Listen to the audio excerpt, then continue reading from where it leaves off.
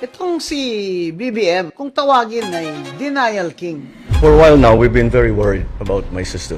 And the reason that is because the lady that you see talking on TV is not my sister. Kahit na kapatid niya na si Senator Amy Marcos ang nagsabi na siya ay addicted sa cocaine, gaslighting pa rin siya.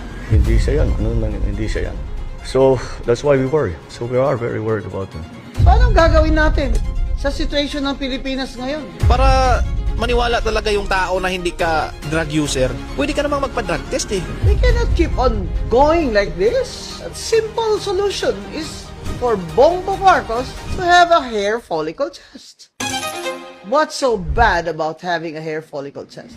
Why is it that 3 years after he was elected into office and this rumor started that he's a cocaine addict, up to now, he refuses to have a hair follicle test? His response is dead ba lang?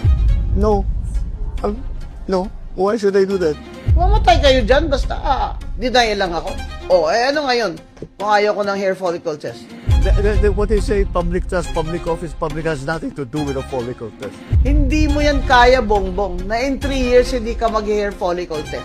Dahil the rallies are not going to stop. Galit po kami sa mga magnanakaw. Lalong-lalo na po, tayo po ay nagbabayad din ng tax. And they said, oh, what's wrong with that?